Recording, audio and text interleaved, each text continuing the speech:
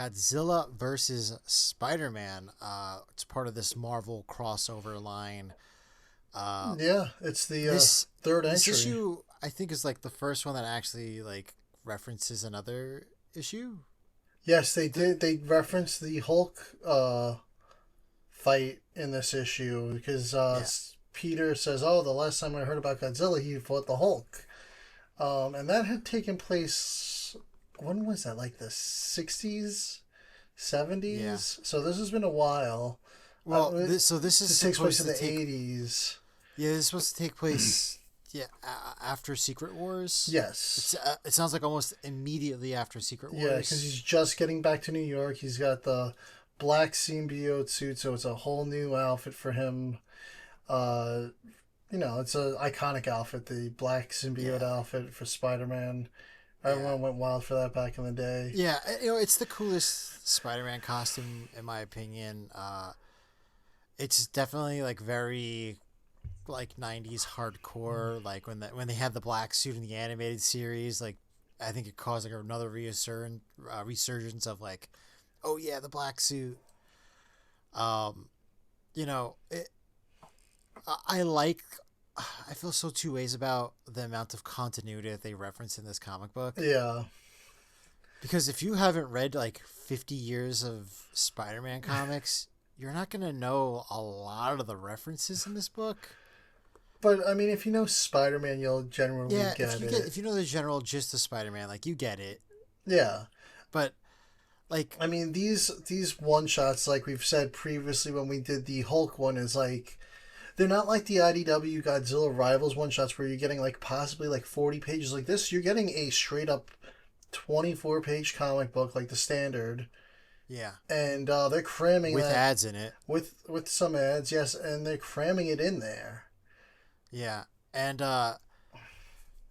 it's like very shoehorned. Yes, all these A lot stories. of it. I think all these stories are going to be shoehorned.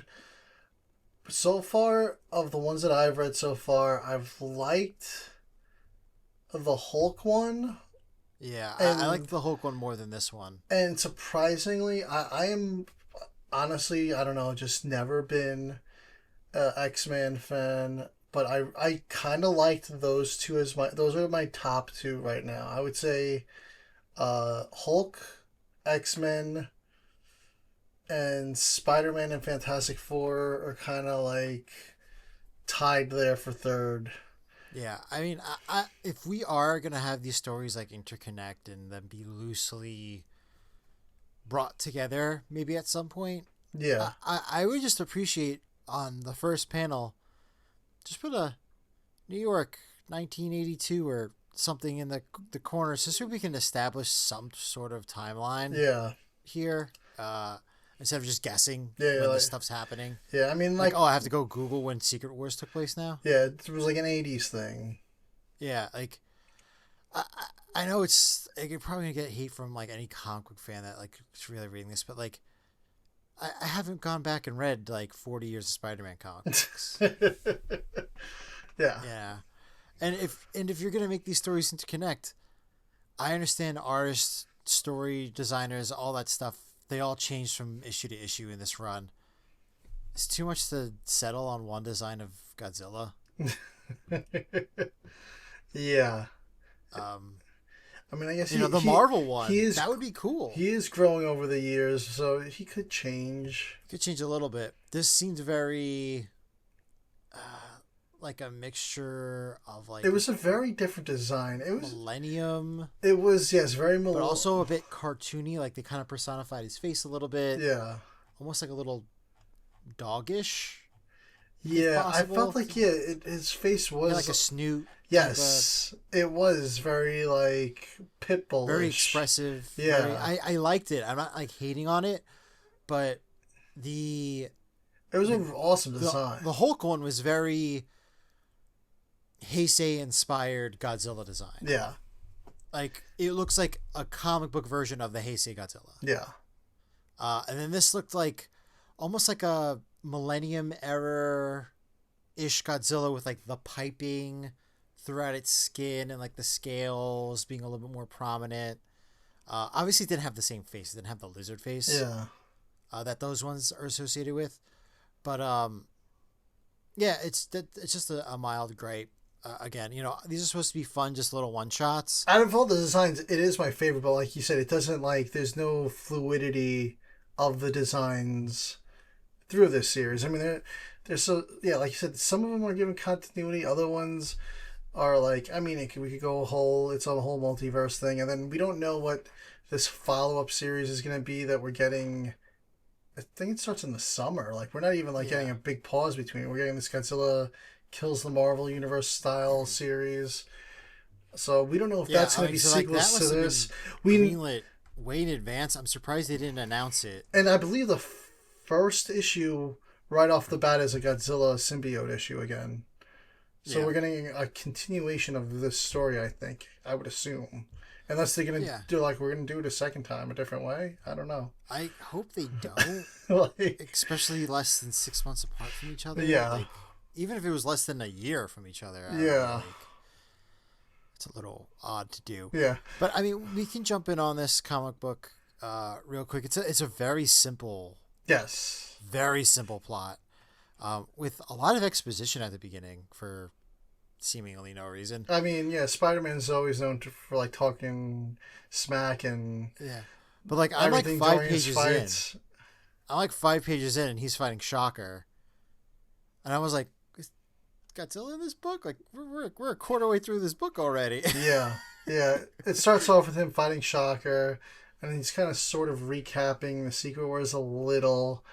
And then he's hooking up with Black Cat. Yeah. And then Godzilla appears, and then Godzilla is going straight for his apartment, and he goes to his apartment, and MJ's there, apparently. She just got back from California. She's been gone for years. Being a model in California. And he saves her as she jumps out the window, and she knows he's been Spider-Man the whole time. She's like, oh, I know it's you, Peter. No time for playing stupid or whatever. She's like, I'm a model, not an idiot. She's like, I'm a model, not an idiot. Yeah. She's like, I've known for years. Yeah, which is the way it should be. Yeah. Sometimes I understand it's a comic book trope, but these secret identities sometimes it's just a little. Yeah, the secret identity thing sometimes drags down the whole series. It's like, come on, man. Yeah, it doesn't make any sense. They get into conflicts with their families. Especially when, so at least in Spider-Man, they set up a reason as to why there's a secret identity. Yeah. But when it's, we're not discussing Ultraman, but it's like when Ultraman arc, when there's literally no reason that it needs to have a secret identity. Unlike Blazar, where it's like, is he an enemy of the state? Yeah. It reveals that he's Ultraman. Yeah. Anyway, sometimes it doesn't make any sense. Yeah.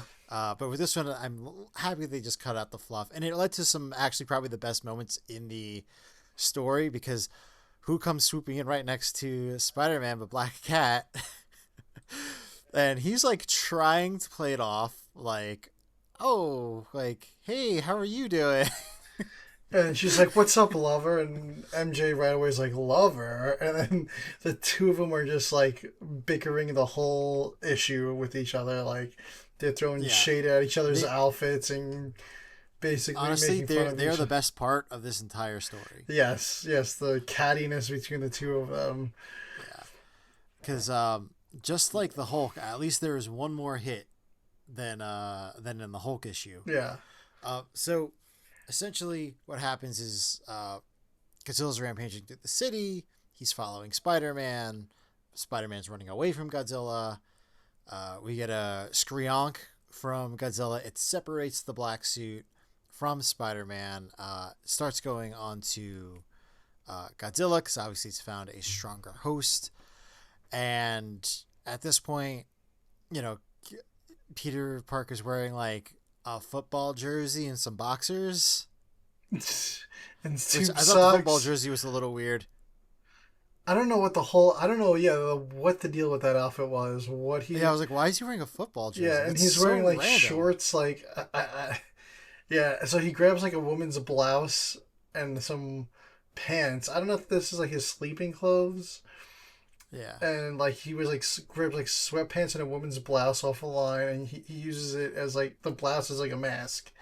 and Yeah. we see him swinging through the city for legit one panel with that outfit on his head, and they're like, "This, there hasn't been a outrageous costume change like this since the bombastic bag man." You know, the famous Which paper bag. it's again a very cool reference. Yes. You know, but like maybe 10% of the readers are gonna understand what that is. Yeah, no, Godzilla's all venomized. Really cool. Yeah, really cool design. Really, really like it. It's like what you would want. You know, we had the special Venom cover last year when they had all those Godzilla crossover covers that had nothing to do with the issues. I like this design more. Yeah. And it's cool that he even has his own logo on his chest. Like, instead of a spider, it's a Godzilla in, like, the white. Which I was actually, you know, this was spoiled on Twitter because the day these issues come out, they get spoiled right away. It's unavoidable. But, like, I didn't really look too hard because I'm like, spoilers, and I just keep running. I just keep scrolling. But, like, as I was getting up to the point where, like, you're going to get the full body reveal, I was like, I wonder if he's going to have the Venom logo. Wouldn't that be really weird if he had the Venom logo for no reason? Because, Yeah. like, it's kind of based off of the Spider-Man logo. Like, why would he have that on him still? Yeah. If he's only had the suit for, like, a week.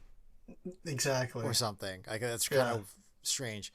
So, like, I was like, oh, he's got the Godzilla logo. A Godzilla logo. I'm like, that's really cool. It's like almost like a spin on, like, the -1 logo, kind of. Yeah, a little, It's yeah. like that, like, round crest. It does make, like, I didn't even realize, you know, I'm looking at it now that it basically makes a G. Yeah. I did not realize that it makes a G. That's really cool, actually. Yeah, it's very similar to the -1 one where it's it's like it's kind of like the G design with the Godzilla. Really awesome design. And then giant plot hole in the comic book. Spider-Man comes out in his original suit with the Shocker equipment on, and like a flying like Green Goblin thing, almost like a hover. Is that Shockers? I don't know. Does Shocker have Shocker. like a hoverboard? I don't. It's almost like a Green Goblin. My only experience with Shocker is through the 90s animated series, where we got the great Spider-Man, which, funnily enough, is part of the whole Venom storyline in that cartoon. Yeah. So the crazy thing about this panel is with this costume reveal with these Shocker gauntlets now, and so the gauntlets are gonna like put out a sonic blast similar to Godzilla's roar and try to knock it off Godzilla. But you're like, where the hell did this costume come from? We didn't see him go off to change. Did he go back to his apartment? No, they literally put like a little asterisk next to it with an upgrade, of course. And the asterisk basically like, for the full story of how Spidey got into his original Union suit, science, Shocker gear, liberated the Mole Man Kingdom in the process, check out the upcoming Tangled Web of Spider-Man miniseries. Plot holes on sale soon. And then it goes ... not a real thing. So basically like, yeah, this is a plot hole and this is a comic and yeah. You know, I'm fine with that. I appreciate that. It was kind of like, yeah, you know, we're going campy here, and we're gonna inexplicably give him a cool costume. If you can't have fun reading a comic book, exactly, there's some issues. Yeah, like while I have some flash in the pan issues with this story altogether, because that's what it is, the flash in the pan. It was overall enjoyable. Yeah, it's definitely a fun story. But like nothing to be like, oh wow, this was amazing. Yeah. So symbiote gets knocked off. Spider-Man makes some really crappy pun. I really wish I could remember. He says, "E.T. go hell." Oh yeah, E.T. go home when he. No, punches, he says, "Go hell." Go hell. And then Black Hat and Mary Jane are watching him, and they're both like, "You can have him. I don't want him anymore. That was so lame." Yeah, Black Cat's like, "I prefer the silent type. You could have him." And then Mary Jane's like, "No backsies." She's like, "I'll pay you. Just take him back." So I thought that was pretty funny. Story ends. Godzilla does atomic breath on the Venom suit, which is kind of still embodying the Venom Godzilla form. I guess it hasn't fully detached yet. And then we cut to Eddie Brock. It was like a week later, a couple days later. He's rummaging through the rubble. I guess he finds like another reporter's camera. Yeah. 'Cause the reporter's like crushed under a rock, and he finds the camera. Yeah. And he's like, "Oh, this will show Parker. Like, I got this camera. I guess it's supposed to have good pictures on it."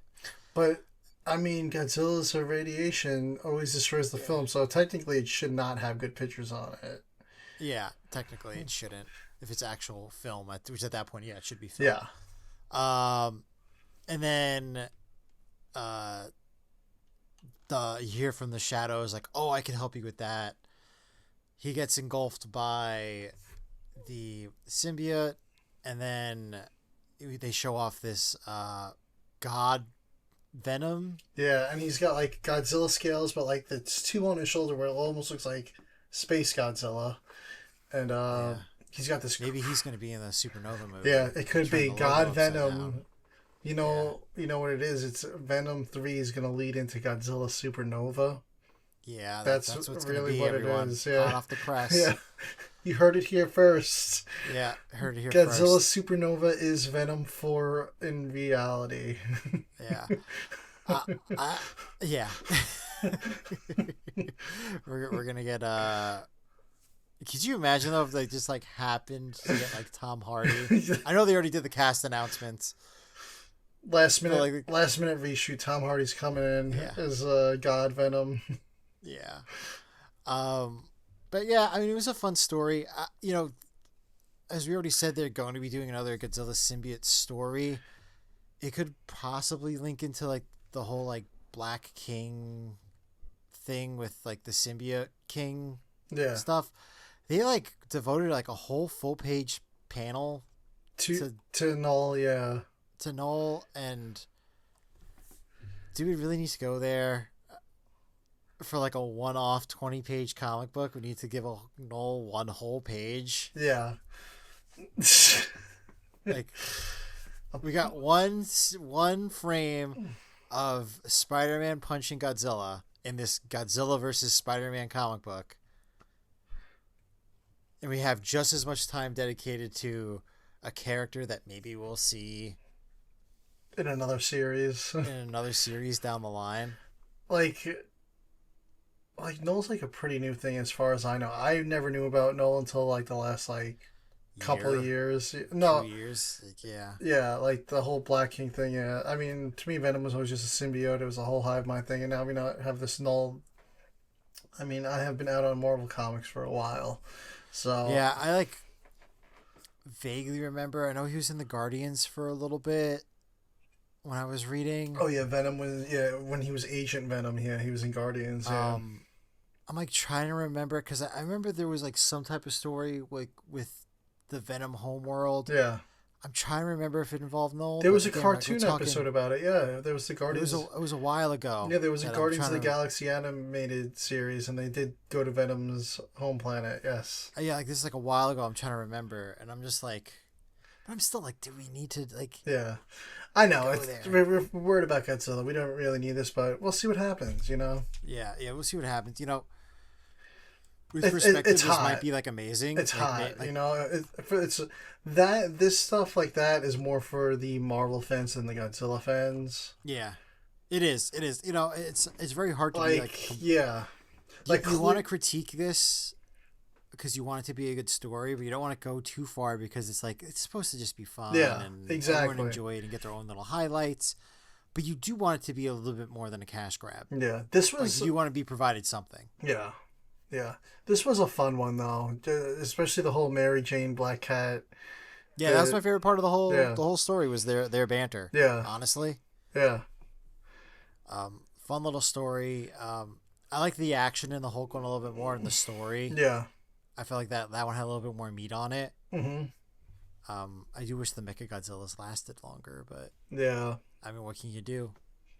Yeah, I mean. Yeah, like I said, so far, Hulk, X-Men, which, like I said, was really surprising to me, is that I have X-Men in my top 2 right now.